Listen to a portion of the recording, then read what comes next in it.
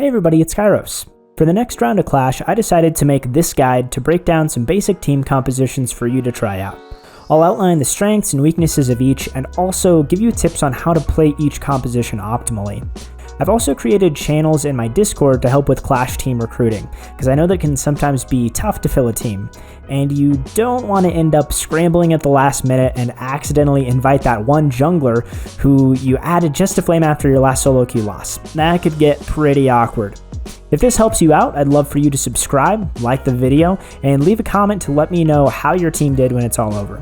We've got a lot to cover, so let's get into it.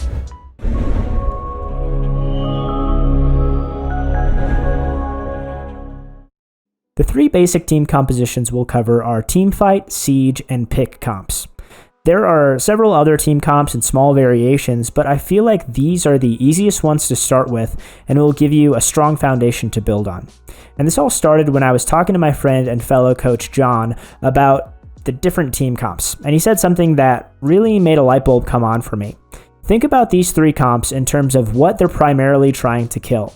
Every team's trying to kill the Nexus, obviously, but how they achieve that goal can be completely different.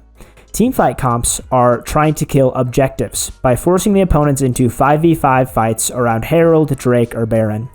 Pick comps are trying to kill champions and turn that into objectives, and Siege comps are trying to kill structures by poking out the enemy and forcing them to concede.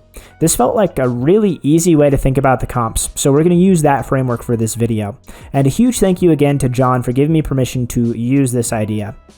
So first we'll start off by looking at teamfight comps, because those tend to be the most popular and easiest to understand. The primary objective of teamfight comps is to attack objectives and force 5v5 fights. Ideally, the enemy team has to choose between either fighting the 5v5 against you, or they concede every major objective, which will practically win you the game if you're stacking Dragon Soul, Elder Buff, and Baron. If played properly, you can force the enemy team to fight you on your terms and never give them a chance to rest. We'll start with the strengths of teamfight compositions. First off is skill expression. Mechanical players get a chance to really shine in teamfights, whether it's dodging every skill shot to go delete a high priority carry, or perfectly CCing somebody to cancel a major ability. Teamfights give lots of outplay potential to strong mechanical players. And these team comps also always feel like you're in the game because of the skill expression. Even from behind, you could potentially outplay and win one great team fight to get back into the game. Another strength of these comps is ease of execution. Most teamfight comps are either front to back, if you have hyperscaling carry and a beefy frontline, or they're a dive comp, where you just hard engage and burst the enemy backline. Every player should have a really clear idea of exactly how they want fights to play out. And whenever you think of wombo combos, like the Misfortune Leona Amumu, Malphite Yasuo combo, this falls into teamfight composition archetype. Only having to press one button removes a lot of room for error, and the major focus becomes basic coordination and target selection. And then another strength of these comps is that there are lots of opportunities. We're familiar with the NA RAM. Lots of low elo teams will play into team fights even if they're behind, or if their team comp isn't even better at team fighting than yours. It's really tough for teams not to fight when they're given the opportunity, which plays right into the hands of this comp strength. And then the last strength is that you get to dictate team fights. These compositions are usually able to start off team fights on their terms. With engage tools, you're the one starting the fights and dictating the pace of the game. Some of the weaknesses of the teamfight comps are, first of all, disengage. A disengage really can stifle a teamfight composition if they have more disengage tools than you have engage tools.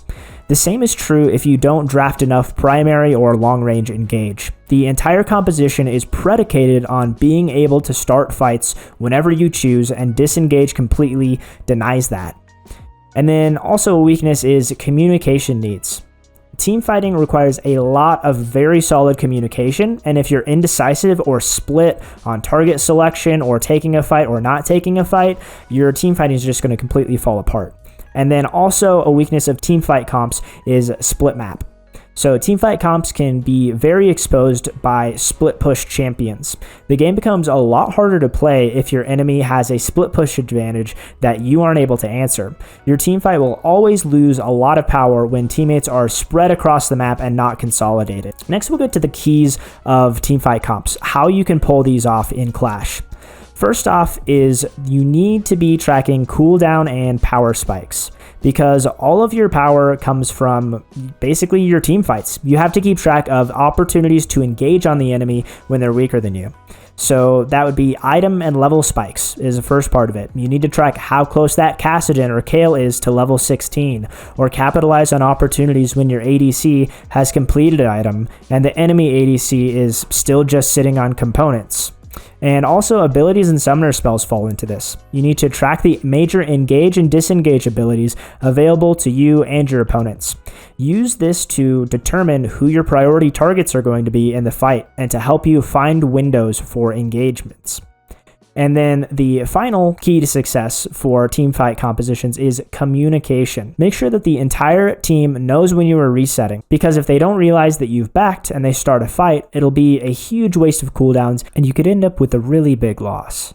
And with communication, you need to identify key targets before the fight happens. Everyone should know their role before the fight breaks out. Are we fighting front to back? Are we all diving together? Are mid and jungle diving while top and support peel the ADC? Those are things that all need to be talked about ahead of time. And just remember that failing to plan means that you are planning to fail. Here are some example team comps of what a teamfight composition could potentially look like. Front to back might look something like this, and then a dive composition might look something like this. But both of them have engage and disengage opportunities, and there's just a lot of teamfight power in them. The second basic team composition is a pick comp. The main identity of this style is to single out individual targets and 100-0 burst them, then pressure the map with a numbers advantage.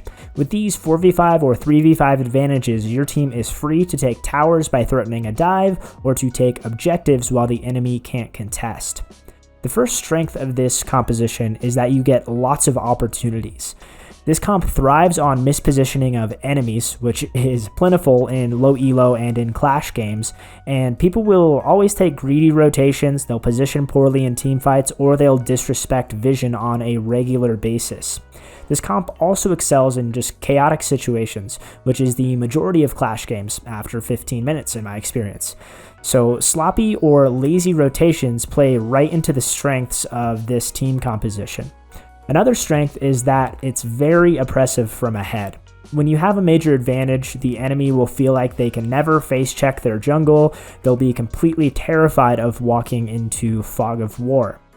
And when you're snowballing, this composition becomes really easy to play around.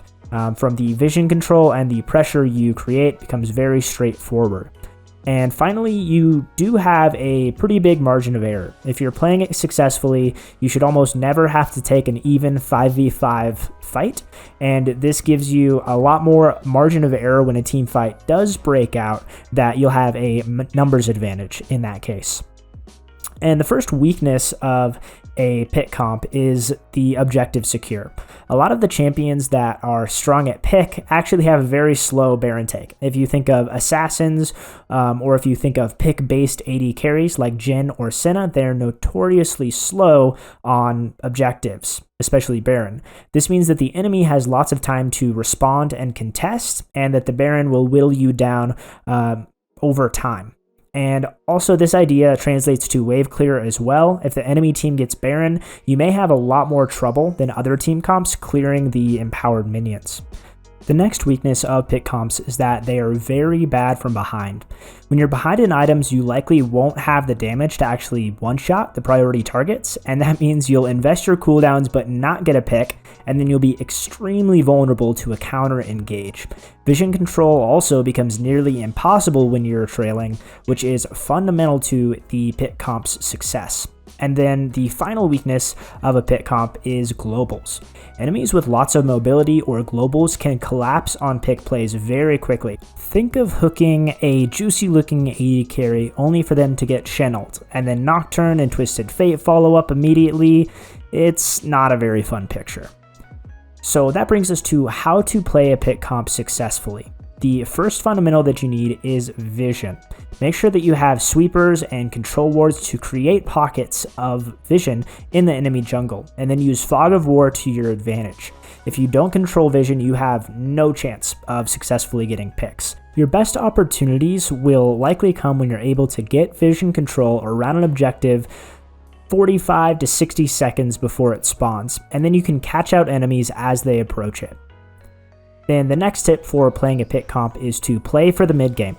Losing early game, as we mentioned before, will cost you the vision control that you need, and you'll find yourself trailing in items also. And you need those items to be able to one-shot carries. So playing a more conservative lane phase will pay off big time in making sure that you're enabled for the mid game. Another fundamental for pick comps is CC layering. Don't greed on cooldowns. When you hit a target, don't be afraid to layer more CC to make sure you get the kill. Because if you aren't able to get the kill, you open yourself up to a counter engage. If you've used all your cooldowns, you're very vulnerable. And also, don't stack all the CC at the same time, but stagger it to ensure that the target is locked down for as long as possible. This is something that's really good to communicate with your team of who's leading the CC and who's following, to make sure that you don't use it all at the same time and have redundant CC. And the final key for pick comps is to watch for rotations between lanes. This is your golden opportunity. For example, if you have a neutral wave in your top lane, instead of pushing the wave, wait in a nearby bush for the enemy to come by and shove it, and then you secure an easy pick. The same concept works for objective setup like we mentioned earlier, where you're waiting, and then when they start rotating over to the dragon or to the baron, that is when you get your pick. Here are some example comps that are very pick heavy, just to give you an idea of what some pure pick teams would look like. And third, we'll talk about siege comps, which are also frequently called poke comps. The main objective is to control the waves and poke the enemy down to ensure they can't engage or defend the turret. Then you'll use the health advantage you generated to either take the turrets or other neutral objectives.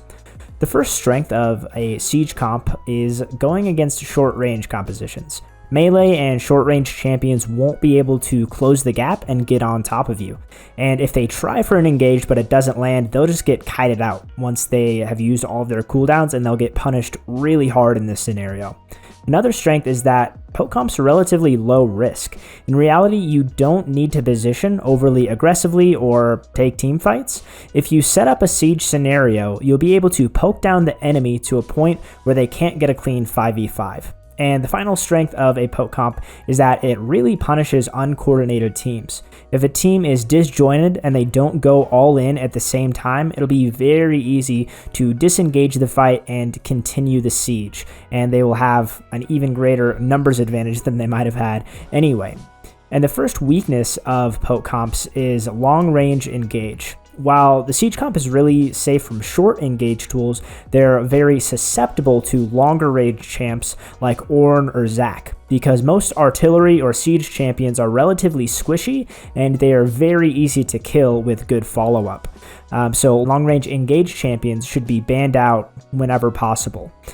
And another weakness is strong wave clear. So if the enemy has solid wave clear like a Nivea or Victor, the amount of time that you'll have to poke the enemy when the wave crashes mid is very limited, or crashes in any lane.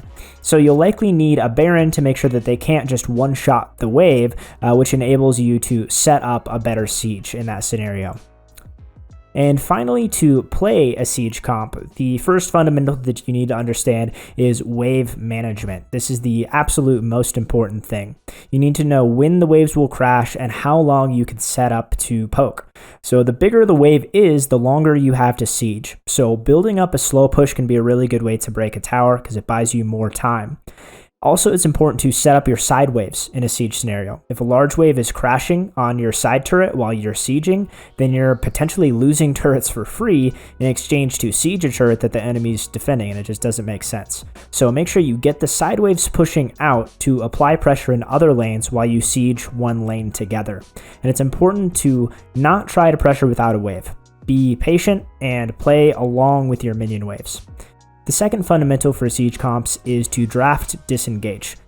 Because of the vulnerability that you have to long-range engage, it's important to pick 1 or 2 disengaged champs to round out your comp. Drafting just long-range poke is going to leave you really vulnerable, but disengage options will help you to cover up that weakness and allow you to punish poor engagements from the enemy effectively. And the next tip is to make sure you're getting flank wards. When you're setting up a siege, it's crucial to get vision on your flanks. Otherwise, your range advantage is pretty much mitigated if their primary or secondary engage is able to sneak around to the side and get a good engage off. And then the final tip for playing a siege comp is to disengage quickly. So if you are tracking your enemy's engage cooldowns, just be very quick to pull the trigger on your disengage tools if they use their engage. Don't try and greed cooldowns and you end up giving over kills. It's much better to just use your cooldowns when they use theirs to match their engage, and then you look for a re-engage and kite or poke them out after the fact. Don't greed your disengage cooldowns. And here are 2 examples of what siege compositions might look like. They have both artillery and long range champions, as well as some disengage options to help protect the carries from long range engage. And I believe if you approach draft with one of these team identities in mind, and you understand the style and limitations of your team, it's going to greatly increase your chances of success. I created an earlier guide that discusses draft strategy specifically to help you come out on top on draft and make sure that you are winning from champ select. So be sure to go check that out along with the draft spreadsheet that accompanies it. And finally, I've set up my Discord to help free agents find teams and help teams find free agents for Clash.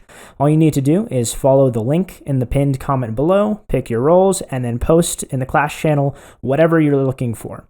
And I hope to keep on growing this as we approach every single round of Clash. It just gets better and better.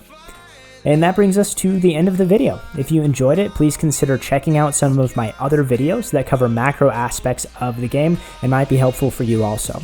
Good luck in Clash, and I'll see you next time.